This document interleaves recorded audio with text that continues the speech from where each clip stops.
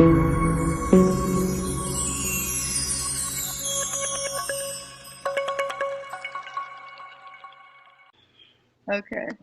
Well, I guess we can get started and people can join us as they notice that we're here chatting. But we are so excited about our event to talk to the group today about diversity and speculative fiction. So yeah, we just want to introduce ourselves and just let you guys know a little bit about us, about our work. So we have two groups here today, actually. I am with Diverse Books with Magic, which is an online community on Facebook where authors and readers can connect and talk about their favorite speculative fiction books. And it's just like a little Facebook community. And we also are here with people from The Right Talk. You guys want to share a little bit about The Right Talk? Sure. So our show is called The Right Talk. We have a show that we do on Facebook. You can also find us at Instagram on The Right Talk. And we basically showcase different authors from who have our same background, and it kind of gives them a chance to have a platform so they can show off their books. And we've had so many awesome authors. We've had at least two of the ladies here today on our show, and we've been so blessed. We're getting ready to actually start our second season. Yeah. They have a really awesome YouTube show. I really enjoy just tuning into their conversations and their Instagram channel. Their Instagram page is so informative. Like, I learn so much every time I get on that page about genres and things like that. So definitely check out The Right Talk. So yeah, and I guess now we'll go and share a little bit about what we write with you guys. So I am KRS McIntyre. I write young adult speculative fiction. My main series is young adult dystopian books. Yeah.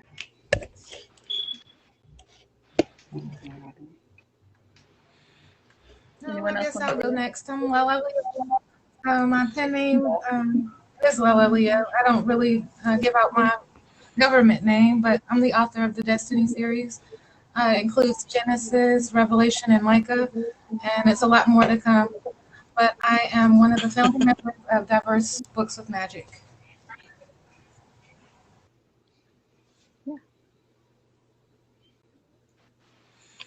I don't know what order we're going, but my pen name is Ellen Reynolds, and I write urban fantasy and paranormal. Well, I'll go next. I'm Cece Solomon, and I write urban fantasy and paranormal romance.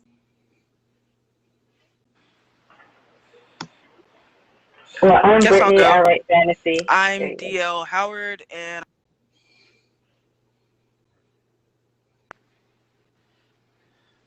Is everybody still online? Yep. I'm still here. Yeah. Can y'all hear me? Yeah, we can hear you. Yes. Okay, so I'll go next. I'm D.L. Howard, and I write high fantasy and urban fantasy.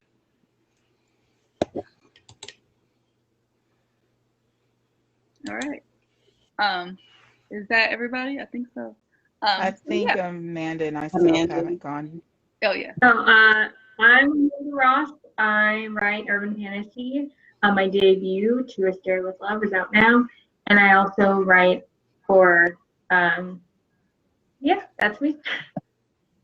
And I'm Sheena Williams of The Right Talk, and my pen name is S.L. Williams. I write dark fantasy and horror. Awesome. So we're so excited to do this today. We are going to just dive into the topic of what is diverse fiction, why does diversity in speculative fiction matters, and just talk about our experiences as writers. And also, we love to hear about you guys' experiences, actually get to know the people who have joined us in our groups, our relative groups, and just connect with you guys. So how would you guys define like diverse fiction? What does that mean to you guys? What does it mean for something to be diverse?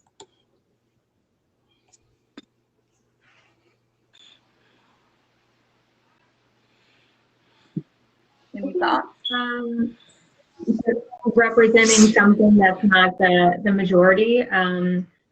Speaking frankly, when I think of diverse fiction, I don't think of something necessarily written by a white author that features white characters if they're like straight and able-bodied. I think, you know, showcasing stories of people who are queer or who are BIPOC or who potentially have some kind of disability or something like that. That's what I think of when I think of diverse fiction. What do y'all think? I agree. I think it's just showing that diversity in viewpoints and having I agree. people with different perspectives able to share their stories in fantasy settings or in any type of settings. Yeah. So when did you guys start writing like diverse characters? Like, was it something you guys have always done actively, or is it something that you guys kind of? No, I see you shaking your head. No. I did. When I first started writing, I was writing like I was still writing Black women as my main characters, but their counterpart was always like white male.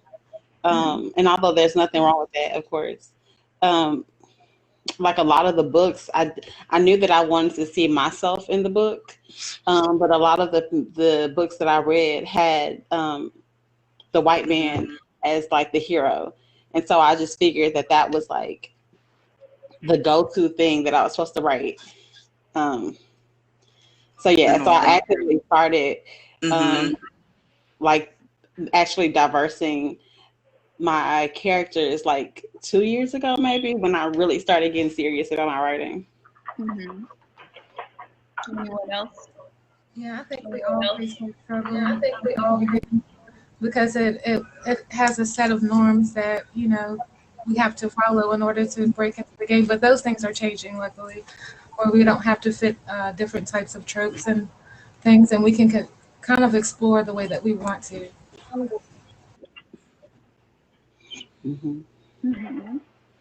Yeah, I think Yeah. pretty much piggybacking on what was already stated, what propelled me to start writing diverse characters some years ago is one, curiosity. Like, why aren't there books with characters like me as the main character? Why is it always sad character, the comic relief, or the one who gets killed first, or you know, or just the helper or whatever, you know, the side character that has all the wisdom, they can solve the problem that the hero is facing and save the world themselves, but now let's give it to this chosen individual who does not look like me.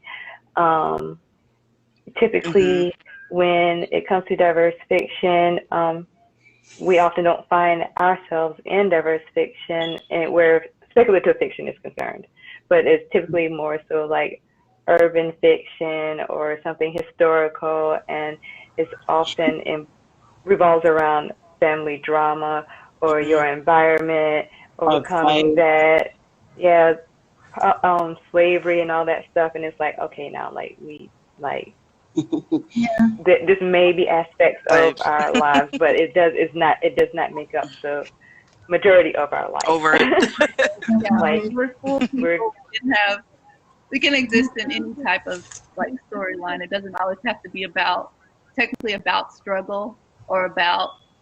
And I do think the cool thing about speculative fiction, I do think it's kind of a way you can explore different things without it being about that exact thing in a sense. Like you can kind of a lot of types of fantasy, I think, can be seen as a way of exploring the hard parts of actual real life.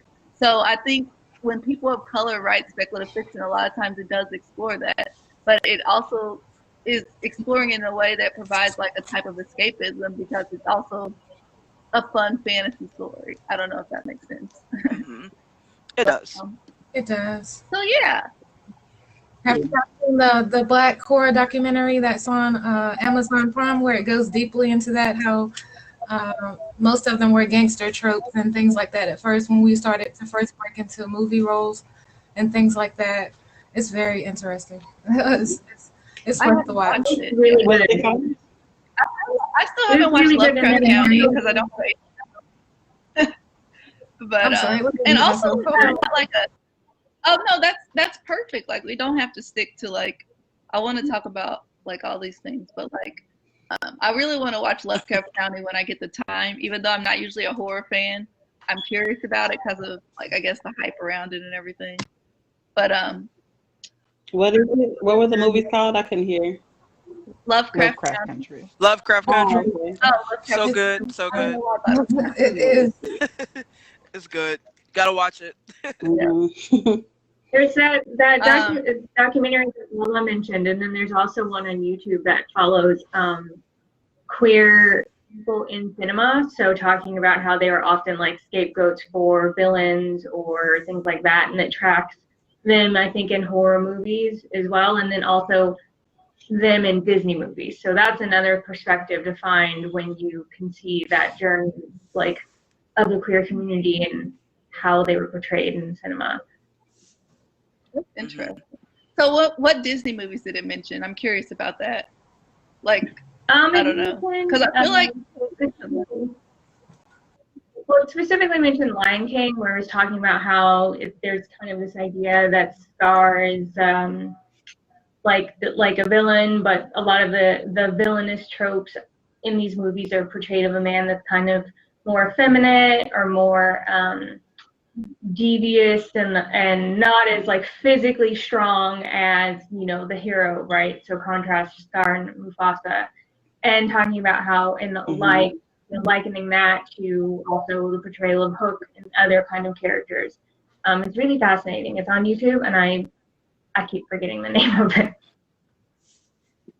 Well, even as late as the 90s, if you had a character who was the bad guy, especially in cop procedural movies, there were always bisexual characters.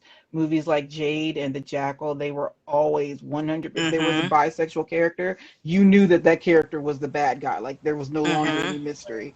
So it's really I wouldn't say that that's not necessarily adding diversity, because yes, while you have representation for that character, you are not representing that character. You're villainizing them, and it's a problem.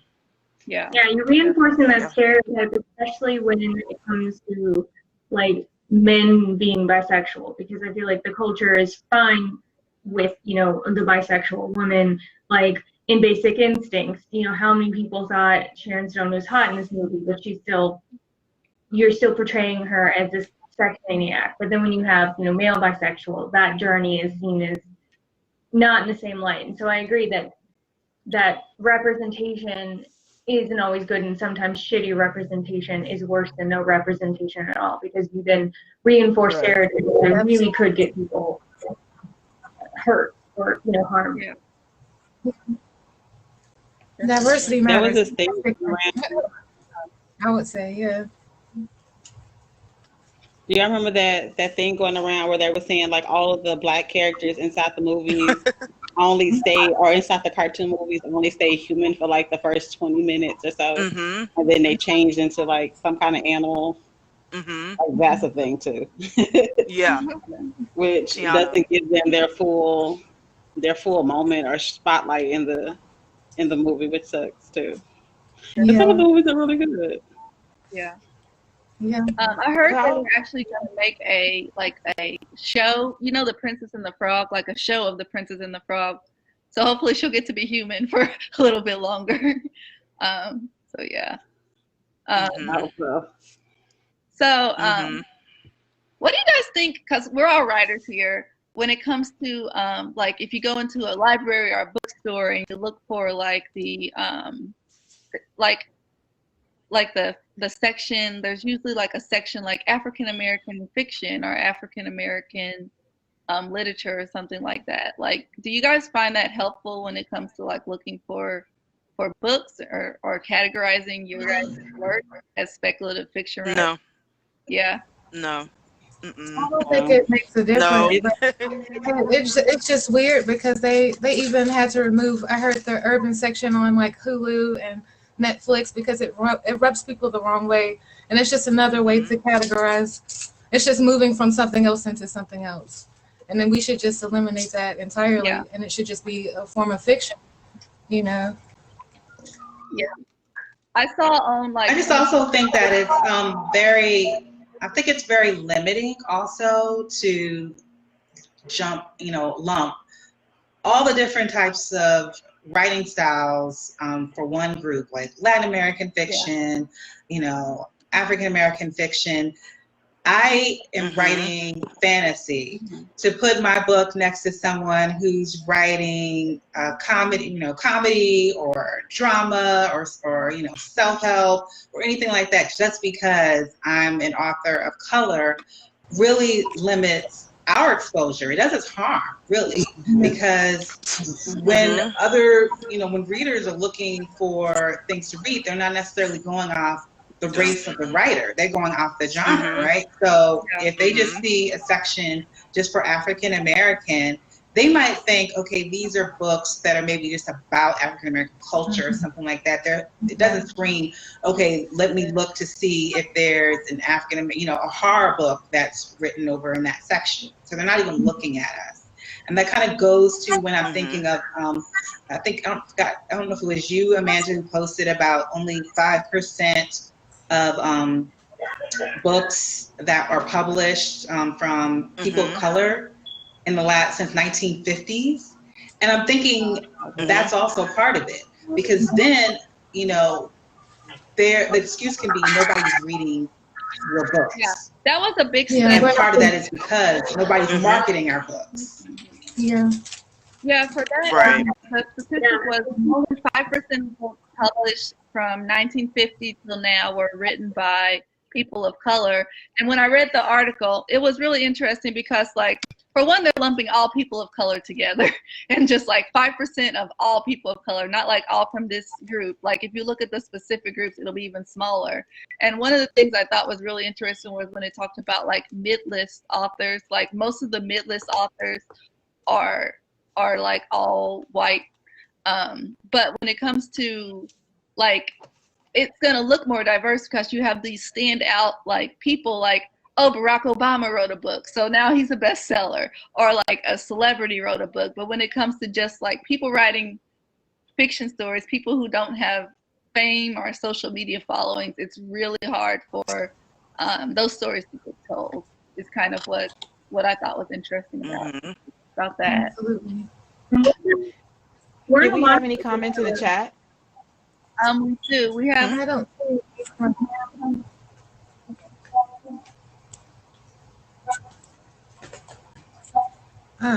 see. I see that Evangelina wrote about some authors that were in mainstream, and you're right. L.A. Banks, Octavia Butler, Tana DeVere, those are the kinds of people that were put in the mainstream, and that's how I found them. But had they been lumped in just under African American fiction, I may not have found them. L.A. Banks is the author that really got me into really writing urban fantasy. I had never seen any urban fantasy before her that were focused on people of color. It had a Black woman on the cover. It's just kind of got to take a chance and look past the author and look at the actual book. Right. Yeah. Yeah, definitely. Yeah. And I definitely feel nowadays it's easier to find than when I was actually younger and growing up. but yeah, it's still a long way to go.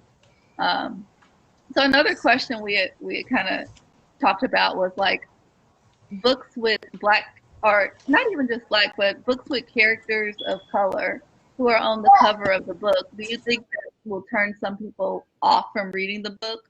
Or what do you guys think about that? Well, I don't like having human characters on the front cover, period. So anything with a realistic human portrayal on the front, I don't pick up. So I think at the end of the day, if you have a cover with African American characters on it, that person was not going to enjoy your book once they bought it in the first place. So that book is not for them, and it is what it is. I've never looked at a cover with white people and been like, you know what, not for me today. So If you're interested in reading that type of fiction, then you're interested in reading that type of fiction. If you're not, you're not. And I would rather someone look at my cover and see all of the beautiful Black people on it and pass it up than buy it and then give it a horrible recommendation or rate it poorly in Amazon because it wasn't what they thought it was going to be. Mm-hmm. Yeah. Yeah. Mm-hmm. So I'm trying to like summarize a little bit of what you're saying. So you'd rather that be on the cover so that people who would be turned off by that will know not to pick it up, is basically what you're saying. Yeah, I'd rather give work to Black models and Black artists and have that on my cover than not just to take the chance that it'll turn them off from that book. That's not serving anyone. Yeah. Right. That's your target. Also, would be okay with it. Yeah, definitely. It doesn't do your book justice either to hide who your characters are, especially when most fantasy books have like their covers have a certain look to them that makes them urban fantasy or paranormal. And if your characters are Black and you decide to put a white couple on the camera, a white couple on the cover, that could be misleading too. Because I read a book the other day where the description, the character's description did not match the cover, and it automatically like turned me off. And it's not like the book wasn't getting interesting; it was just like it was misleading. So that's the thing, as a reader. Yeah, that makes sense. Oh, somebody said in the chat. Can I read it? That was pretty interesting. It says, seeing people of color on book covers is rare for me, especially in places like Barnes and Noble. So it stands out either way and makes me curious. That's nice. From Jeremy. Yeah. And I also wanted to say, when I definitely wanted to put a person of color on my books. And, you know, I've heard from other authors that might mean less sales because people may perceive it to be a certain thing. For instance, people who are not familiar with the term urban fantasy, when they hear me say that, they are thinking sometimes, like I maybe street, kind of like hood, you know, fantasy. Yeah. And so that's what they're associating with, and then they see a Black person on the cover and they're like, oh, okay, yeah, this is kind of like Boys in the Hood. That's not what it's about at all.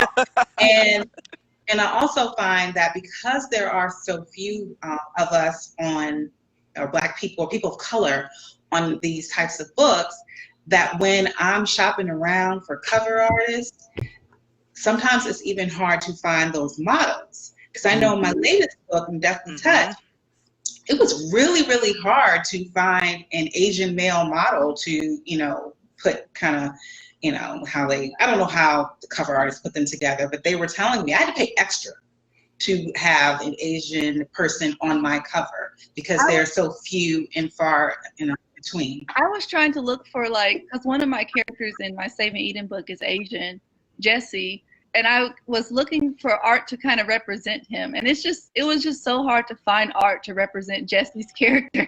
And I was just like, why is this so hard to find? Like, it should not be this hard to find someone drawing fantasy art of an Asian guy. But I don't know. It was just really difficult. I agree. Yeah, for my books, for my characters that I wanted on my books, I just end up going to like ArtStation or DeviantArt, and I found an artist that I liked, and I had him draw the characters how I described them, and that's how my main character ended up on the cover of my books because it costs a Yeah.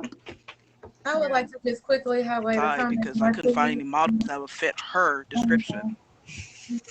It's a comment here by Morris Bishop.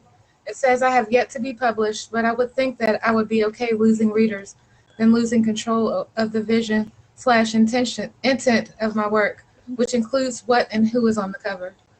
And that is absolutely, that nails it on the head right there. That's it, yeah.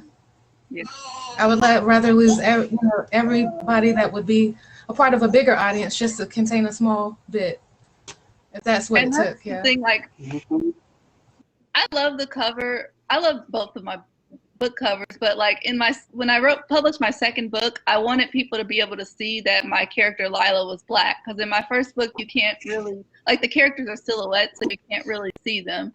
And I described her as black to the cover artist, and they gave me a cover back. The person was so ambiguous looking. Maybe she was black, I don't know, but she didn't really look black. So I had to go back and forth with them like so long trying to get her character to look like a black person, basically. So yeah, that was interesting.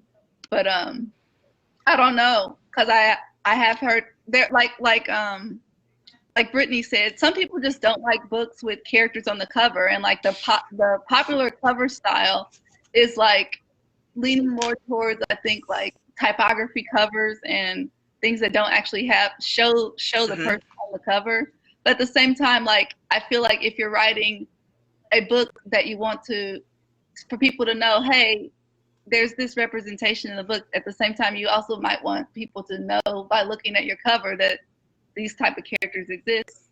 So I don't know. It's kind of like a catch-22, but yeah. Well, it's not just about sales, though, because if you are employing black models or diverse models, you are giving them also a platform to say, hey, there's actually a market for more diverse models. So like the work that you're doing in turn trickles over to other groups, and they're able to start producing those things. We can't find black female models for our books because there's barely any. And I've noticed several covers where they're reusing them over and over again because there's such a small pool. If we're using our own people for our own covers, then it gives them the license to make more. That way we're also able to use more. Like if you look at Cece Solomon's books, her covers are fantastic. I was looking at them the other night before the show, and I was like, sweet Jesus, that girl must have money, because they are beautiful covers.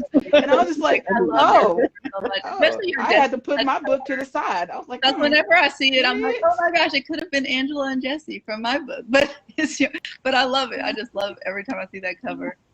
But yeah, so I guess another thing we wanted to touch on was like putting black authors or people of color authors in a box of like what type of books you can write. Like, do you feel like people ever limit like what type of stories you should be able to tell, or what type of characters you should be able to write? I think that's kind of actually our bad. Like, I think that there is a point where we as a group need to kind of stop accepting the roles that we are given and create our own roles, because you can't say that someone is not making it so diverse if we're not also building our own diversity. We're not creating books that have us in them. We're not promoting things that have us. How often have you created something with us in it and somebody be like, well, I don't buy those things, or it's too expensive? We're neither creating nor patroning us, and that's a problem. That's true. Yeah. Like a lot of people comment or question. Diversity, but will you buy it? Will you actually purchase? Put your money where your mouth is, or will you actually read this, or will you take interest in this story? But what I was questions in the chat. Lauren said, as an avid reader, I would rather the author stay true to their vision and their work than try to market their story to get the most readers. I have shifted my reading taste to more indie publishing and indie authors, and I could care less what the cover looks like as long as the story sounds promising. Evangeline, I'm sorry if I pronounced your name wrong. Who are the horror authors? What are your books so I can add to my collection? And what made you write in the horror genre? That was her question to the. Do any of you guys write horror? Tina, horror. Okay, first of all, don't at me like that. Plug some titles in the comments if I can. Yeah. Ask, what are your books? They're only short stories on Wattpad.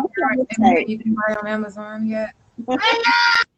Yeah, like pretty much the same. Like all of my work, except for like maybe the dance and Simplex Z you can find like under S.L. Williams, but the rest of it is all like short stories and other anthologies. But I will give you a list somewhere in the chat so you can find them.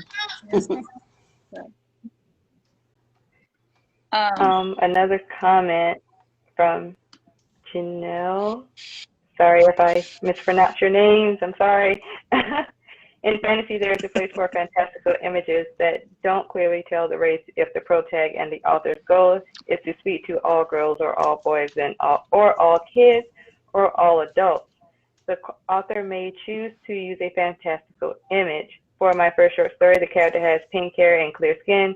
Also, it is super hard to find artists that can render an amazing creation of diverse characters as well. I have not found an artist like GDB who is GDB. Taking commissions. Yeah, I do too. Asked her to draw my characters, and she doesn't take commissions. There's another artist who like really beautiful art, similar to GDP, who I also reached out to, and she's like, well, I only do children. Yeah, I do. I'm just like, okay. So yeah, I agree with you, Janelle. I think part of it is that the covers that there's less of a selection of covers, and I get that that's one of the reasons why people won't put black people on the covers, because there's not as much art to choose from. There's less people who will buy it, and it's just a whole host of reasons.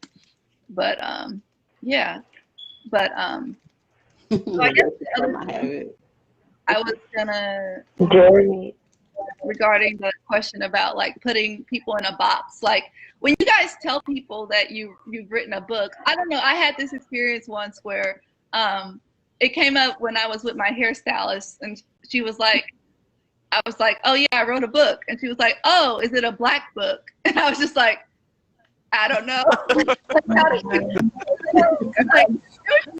what is it, a black book versus a book? I'm like, I don't know. It's a young adult dystopian book. And she just kind of looked at me. I was like, okay. Like, I am black, and it is my book. Yeah. So I don't know. Yes, it is. Yes, it's a black book. Like, if you're black, you have to that write. Shouldn't stop you from reading it, though. And like, why can't you just write a story like that just comes to you? I don't know. It doesn't always have to be about the fact that the character is black or about racism or about, I don't know. That's just another thing that came to my mind with that topic. Like, just write what you want to write. And there was this guy, I forget his name, but he was an indie author, and I was talking to him. He was in like one of the groups, and he wrote a fantasy book, which is kind of sad because he wrote a fantasy book and he said he didn't realize that he could write a fantasy book with black characters, so he made all of his characters white. But then he like made a video and like apologized for doing so. And I was just like, I don't know, it just was weird. And I just feel like I think people do put what black people can do in a box, which makes people like think, if I'm gonna write this, then I have to appeal to I don't know, like make a cover this way or make my characters look a certain way, when really like stories are universal and anyone can enjoy a fantasy story. You know, like anyone can enjoy, and you don't have to be black to read a book by a black person the same way you don't have to be white to read a book by a white person. So I don't exactly. I don't know. You know, one thing that's funny that kind of got me thinking about that, there are certain things in my books, like certain slang or vernacular or whatever, and my editor would sometimes put like on the side just comments like, what does this mean? Like for instance, I like to say so-and-so sucked her teeth. Like she was like, I was like, what does that mean? Like, I don't understand that. And that's just one example. Another one, one of my editors was not from America. So I put, for breakfast, she has shrimp and grits. And she was like, that's not a breakfast food. And it was just like, but it's a Southern thing. It is. And so you kind of have to balance that thing that makes your book unique by having that voice as a black writer, and also kind of balance. You don't want to write so far that you're alienating other types of readers, because you still want them to enjoy that experience as well. So I kind of have to struggle with what I'm going to keep, and that's my Black voice, and I'm going to keep that in there, but not go too far off that somebody from New Zealand who's reading my book is so confused. Yeah. Mm-hmm. Yeah, I think I put locks like when in it my comes book. to writing fantasy. I was confused by what locks were. She's like, "What's locks?" I was like, "It's a hairstyle." So sometimes I don't know, I like, think when it comes to Gotcha. using our. Oh, sorry, Amanda. Go. It's cool when it comes to writing fantasy, specifically when you're talking about things that have magic. I think one issue, especially that I had, was not wanting to write Black characters practicing magic that is very Eurocentric, like Celtic magic and all that kind of stuff. And that's why I kind of created my own magic system in my book, because I think that that's kind of another issue too, not fully seeing yourself represented in fantasy to the point where it's like, even though this magic is something that's not real, you still want to feel like your Blackness and your essence is there. Not like Lord of the Rings is fictional, but we psychologically know that like there's no Black elf in Lord of the Rings just because of the descriptions and whatnot, and like you want to make sure that you can see that. So that was one of the things that I really tried to do, is like make sure that I was doing something that wasn't centering whiteness, because magic isn't just white. It's in every culture, it's in every part of the world. And so I think if we can get more writers writing magic that's like, you know, in from indigenous people and like, you know, from India and all this kind of stuff, I think that would definitely make people realize, well, I really do like fantasy. The problem was that I wasn't represented in books with magic, like a lot of magic in it. The chat section is actually like y'all are so cute. Y'all are asking all these questions. Jeremy was asking, do any of you use scenes from the books on your covers, and do you think it spoils it when readers get to it? I don't personally have a problem with having covers with scenes in them, because it gives me something to look forward to. I can't speak for everybody else. Like, I get hyped up really easy, so for me, that's not a non sequitur. I don't know about anybody else. But what do you mean by scenes? Like, I don't think I've seen like an actual scene. Maybe like a wine glass has spilled, or like a magic mishap, like you know what I mean, or something like that. But I think that's intriguing. I think it makes you want to figure out what's going on. Goosebumps did those, where you could see like, you know, different things that were happening in the book. It doesn't always lead to them, but it was still a representation. Like my favorite one was Say Cheese or Die, and it has like a skeleton family on the front, and it doesn't really mean anything. It's just general, but it still lets you know what you look forward to, and it has like a camera on a picnic table outside or something like that. I think that's the closest thing I've seen to that. Yeah. Here's an interesting question. Do you guys incorporate like cultural issues or like race matters into your speculative fiction books? And how so? Yes. When it applies. I know Amanda does. I love her. Man. It's so great. It is. I will say that I don't try to force it where it doesn't belong. I do see that I guess some people do that, but if it calls for it, yes, because it's a realistic part of life. And then sometimes you can use it to address realistic issues that are happening too. But if there's not a need for it, I won't force it into the story, no.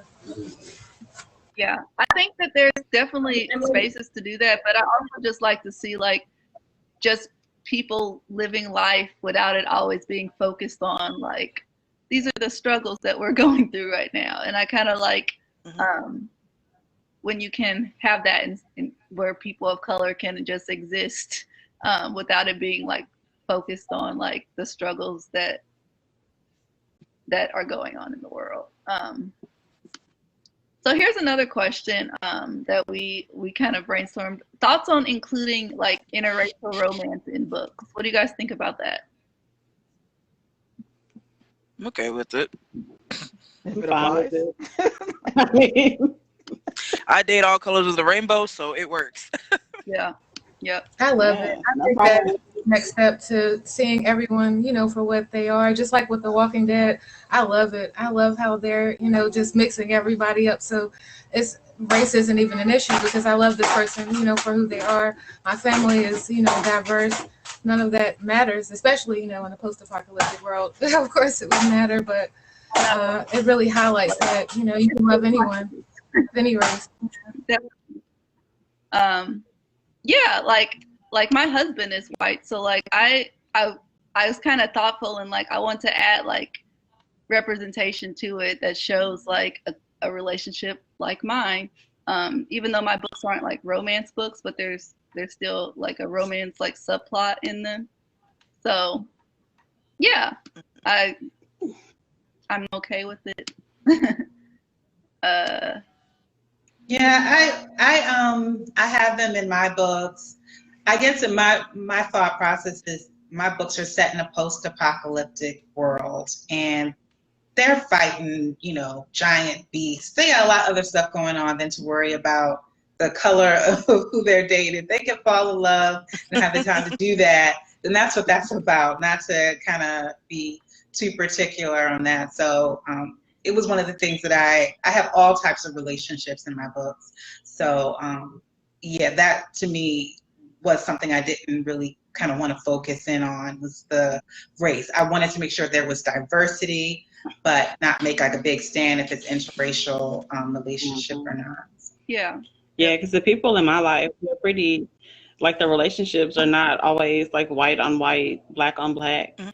So it's kind of that thing like write what you know, write what you see. And so I typically do that. I know a lot of people who have dated interracially or are married interracially too. So it's just like, it wasn't really something I thought that much about. I just knew that I wanted to add diversity. So I just didn't think that deeply about it, but yeah. I wanted to make sure though that I wasn't writing a white character just because that's what I thought I was supposed to do.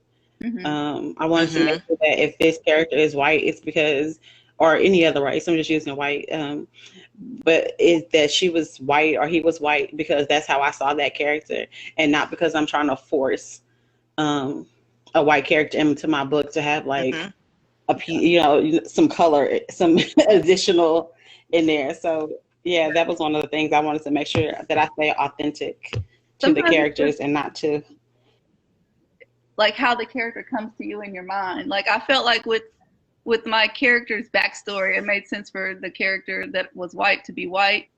Some of my characters, their backstories aren't as specific, so they can be anything. But how do you feel about like this? This is kind of like, I guess it can be kind of a touchy question, but how do you feel about authors who write about types of diversity like outside of their own experience? Like, for example, like straight authors writing queer characters, or like white authors writing characters of color. Like, what are your like, I don't know, just what are your thoughts? I will say something. I shared an article this week on my author page. It was on the Irish Times, and it was about exactly this, and it's called "Don't Dip Your Pen in Someone Else's Blood," and it's writers and the other, and they were talking about different things like that. But I guess there's lines and boundaries when it comes to that, because I've never lived in a French villa in the south of France, but I'm gonna write about it because that's what my heart compelled me to write about. And I'm gonna do all of my research and everything that needs to be done to make sure it's accurate, but that's the setting that popped into my head. So that's what I'm going to write about. I do think that sometimes it can be limiting to some authors in that respect when they're not allowed to write what they want. Yeah, and I honestly think as long as you do your research, as long as you don't make a person a stereotype or just make the person like, oh, this person has to be a villain because they're a person of color or because they're gay, or just make them a full, complete normal human being. And there are some books that do that really well. Like I just read Six of Crows, which is written by a white author, and some of the characters are disabled, some of the characters are people of color, some of the characters are LGBTQ. and it's just written in a way that it's not like the focus of it. It's just like a normal part of the story because it's just like these people just happen to exist and this happens to be their reality. And I just felt like it was done really well, the way she handled all of those characters in Six of Crows. So it can be done well. You know, Lovecraft Country is written by a white male, and I was really surprised. I didn't read the book, but I watched the series, and the subject matter is really about racism mixed with magic. And I can't say for certain that I know the director and writer is a Black woman of the TV show, so I don't know how much of that was all her and how much was him. I know it came from a place of what he created and what he did well enough that they made a TV series about. And I didn't feel any of the characters were stereotypes. What I kind of go off of is you can write whatever race as long as you, again, don't make it a stereotype and respect the culture. So I have characters like Lisa, and one of the characters in my book is Asian American. And I'm writing from her point of view in her own book. And I felt kind of weird about that because I'm not Asian, but then I'm really not writing a character that it's not about her being Asian. It's about urban fantasy. Who she is. She is Asian, but that's not what it's about. And I think that makes the difference that, yeah, it's fine to write a character of color if you're a white writer, if you're writing about something that you know, if you are infusing race in there, maybe you have some beta readers that are people of color to help give you that perspective. Same thing if you're writing LGBTQ characters, you might want to have somebody take a look at it as well. So I think there's room at the table for everybody to write everybody as long as you are respecting the culture. There are certain things I'm not going to touch that might have religious undertones to it. So in my writing, I was thinking, what if I tapped into certain gods and goddesses of, like, say, Indian culture? I was really curious about that. And then I was like, maybe I don't want to touch that because I'm not part of that religion. I don't want to disrespect that culture just to, you know, make a story. So there is a limit. Yeah.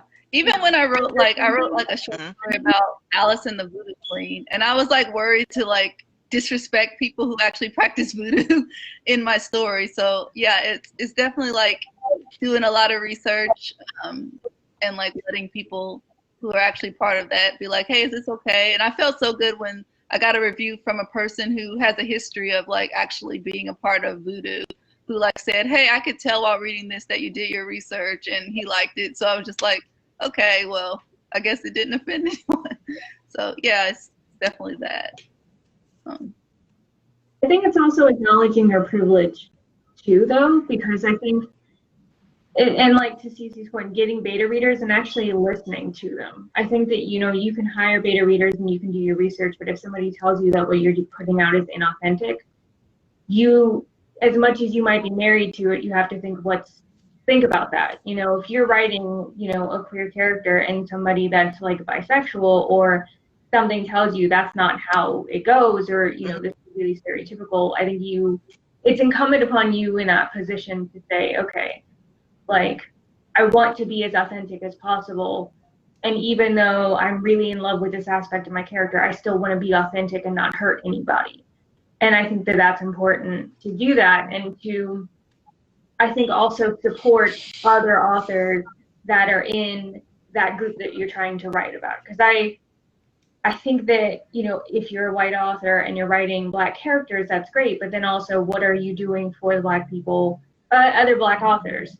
And knowing that Black authors don't get as much shine as you will for writing this book with a Black character. And so I think it's very important that you then pay it forward and keep the door open and say, yeah, I wrote this book. It's got all these Black characters, but you know who inspired me? L.L. McKinney, you know, Tommy Adeyemi, like listing all these other authors so that they can get their shine. Because I don't think you should just, you know, profit off somebody else's culture and not also help the culture too. Yeah. So I guess I know we're kind of running out of time here if we're going to end at around 10:30, but I'm just curious, like, is there anything you'd like to see more of in like science fiction and fantasy books? And what are some books like that you guys would recommend people check out, like some books that have been favorites of you guys, that you guys read?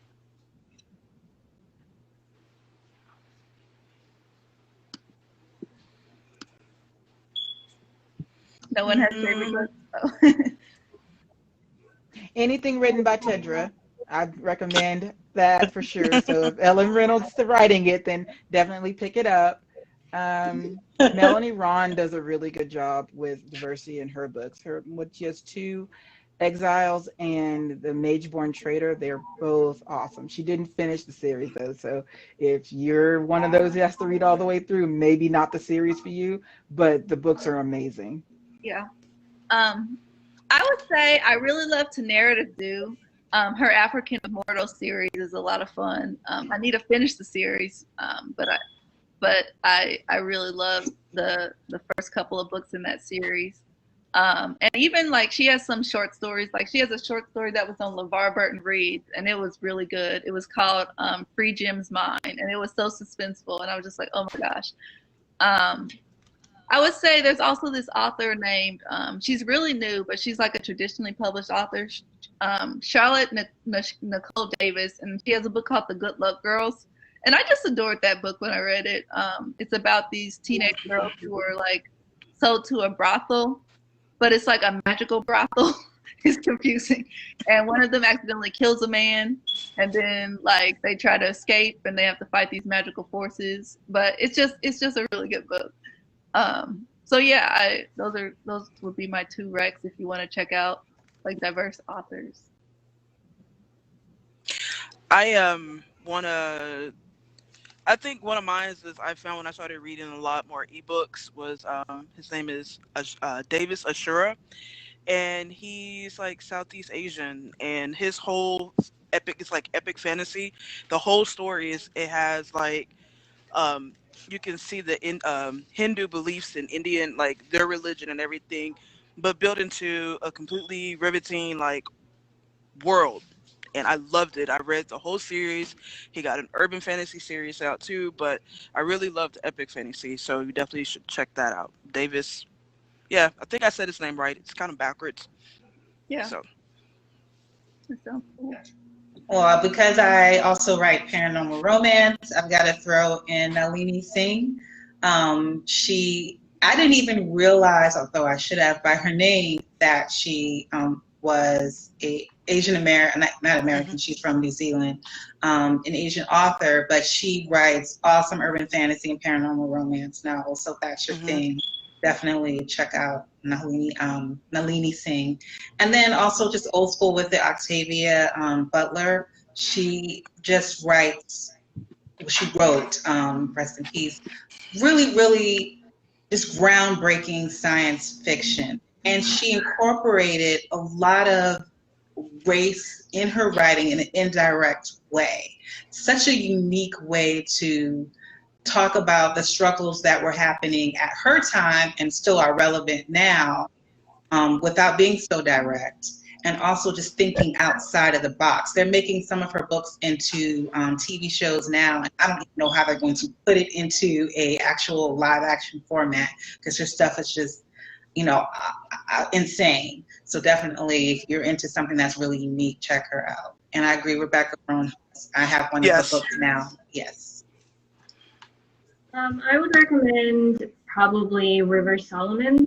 They're a Black trans author, and the books I have are In Unkindness of Ghost, which is like a sci-fi fantasy book set on a spaceship, and then there's also The Deep.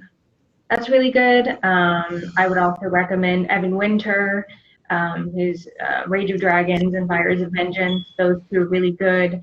There's dragons. There's then like an kind of a Pan-African kind of country, and it's good. And he's a really great author.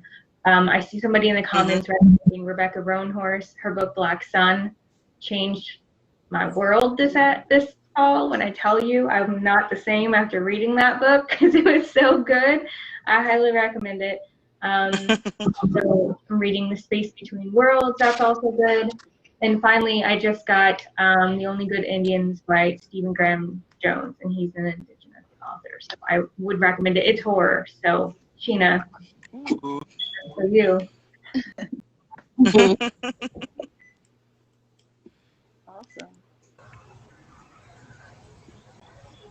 Awesome. Any other Rex? Oh, really quickly, Andre Carter said that could all of you maybe give us a list of your top recommendations? I'd love to save it and add it to my reading. Like, I think we can do that in your Oh, in yeah. y'all's group. Like, we can make a, they can make a post for it. Yeah, for sure. I wanted to say that my favorite book in recent years, it's a historical fiction book, and I cried like a baby reading that book. I don't know whether it's based on someone's life that she knew or someone that was in her family, and it's basically about the war between Haiti and the Dominican Republic, and how hard it was for the Haitians to get back from the Dominican Republic to Haiti, and it was very, very captivating. She has a couple of other titles, but I'm not sure if she still publishes books anymore because this book was published in the late 90s. But that's my favorite book of recent times, and it's really, really good. It'll make you cry, though. It's really sad, but it's worth reading, definitely. All right, awesome. So if we don't have any more book breaks, I guess before we go, does anyone want to share like how people can find you or any of your work before we hop off? I'm gonna actually turn this off.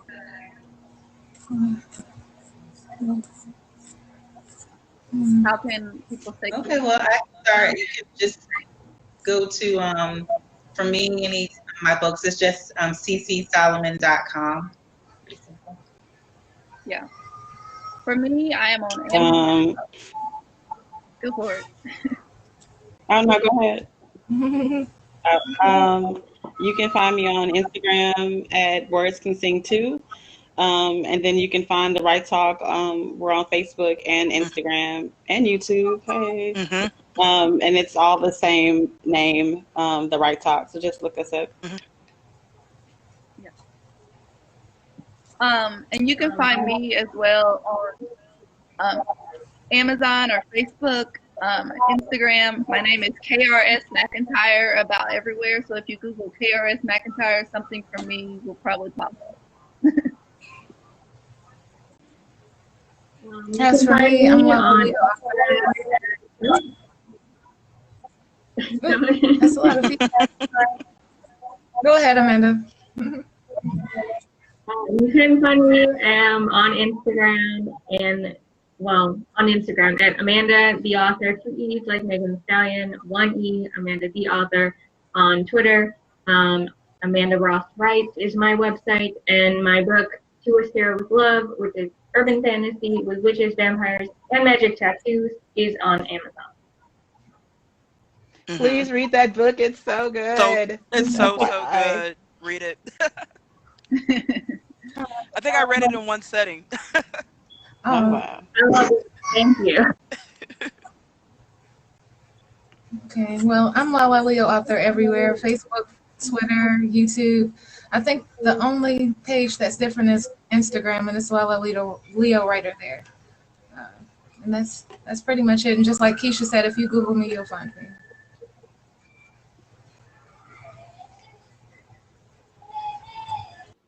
All right. So, well, thank you guys all for joining in and tuning in and chatting with us today. We appreciate y'all. All right, I'm going to hop off this now.